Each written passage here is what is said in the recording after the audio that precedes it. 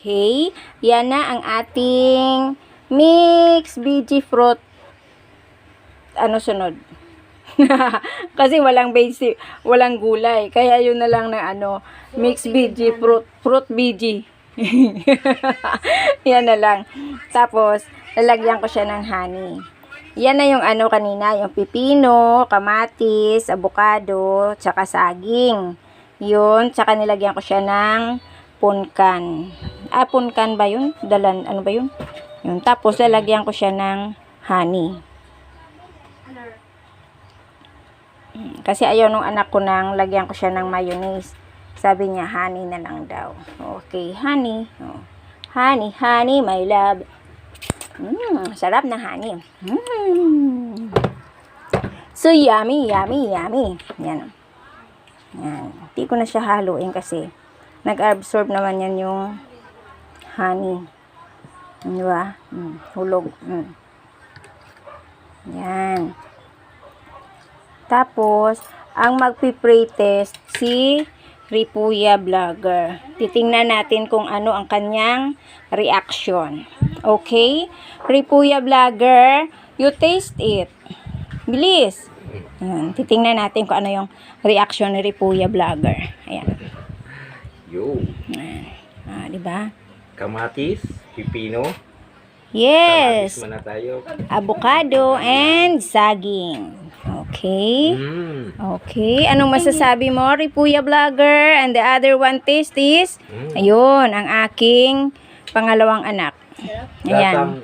Lasang tomato, yung kamatis. Yes. Ano po mga masasabi nyo sa invento ng inyong mga nanay ng bahay?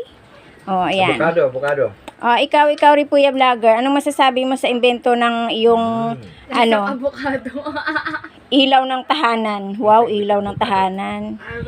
Hindi nag-brown out. Sarap ng avocado, parang avocados. Ay, ganda ang lasa ng avocado. Parang avocado talaga. Grabe. Okay. Ikaw naman, Iha. Ano ang lasa ng saging? Lasang saging. Ay, lasang saging daw. Okay. Tumami sila, Ma'am Idol. Ayan. Tumami sila kasi nilagyan ko siya ng honey. Pero, okay lang ba ang timpla ni nanay sa inyo, mga iho, tsaka iha? Perfect na perfect. Wow, Thank perfect. you. Ayun. Ang galing nilang dalawa. Tikim lang to. Opo, tikim lang pero parang mauubos na nila. O di ba? Yan yung pala yung pre-test. Diba? Yan ang tikim na mauubos nila ang laman ng pinggan. No?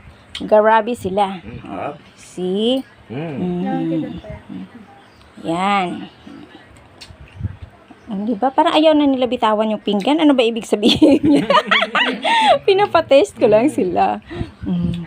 Kasi dapat bibili ako ng lettuce kanina. Kaso lang, kasi di ba maulan, hindi siya maganda ang nakita kong lettuce. Kaya wala siyang lettuce. Kaya ganyan lang.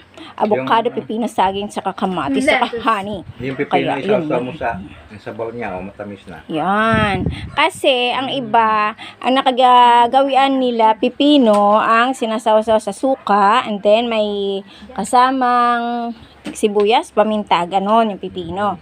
Yun. Kaya dyan, maiba naman siya. Nag-agaw-agaw yung diba? lasa. Tsaka, ang avocado is super masustansya sa ating katawan. That is why, kailangan kumain everyday ng kalahating pirasong avocado. Yun. Matamis na siya. Yun. Kahit hindi siya avocado, basta dapat everyday mayroon tayong nakakain na prutas kasi hindi lang siya vitamin C. Marami nakukuha natin na vitamina sa ating mga prutas na kinakain. Saka kailangan yan ng ating katawan para lumakas tayo, para hindi tayo karga na karga ng gamot. O diba mga palalams? Sakap ng lasa, oh. Yan. Lalo na yung kalbo na yan. Yan. Ang daming kargang gamot niyan. Kaya kailangan pakainin natin ng gulay at prutas. O, diba? Kaso lang, once a week, isang ano lang siya umuwi dito. Minsan, mupunta lang, sisilip lang, tapos uwi naman. Hindi ko alam saan siya umuwi. O, diba? Okay. Joke. Tapos, marinig naman na iba mamaya talagang, ay, ganun pala yan. Si vlogger na kalbo. Ayan. Tamis na siya, pipino. Okay. Mga palalabs, thank you very much ha. ano lang naman yan, hindi naman everyday. Pag yung may medyo extra tayo na piso, okay, makakabili-bili tayo ng prutas-prutas na kahit ano, minsan kasi Ang mamahal dami din yung tikman. prutas. Ayan. Tingnan mo naman. Nauubos na. Yan ang tikim nila. Matamis na. Thank you mga palangga. Happy Wednesday ng tanghali. Yan, sabi ko, dapat ano yan, panghimagas. Kaso lang, hindi pa sila nakakain ng tanghalian. Ayan na yung pinapak nila. Di ba? Okay. Bye! Love you all! Enjoy tayong lahat and mag-ingat tayo sa ating mga lakad. Bye! More followers, more star kung may maawa pa dyan. Bye! Thank you, thank you. Bye-bye, love you.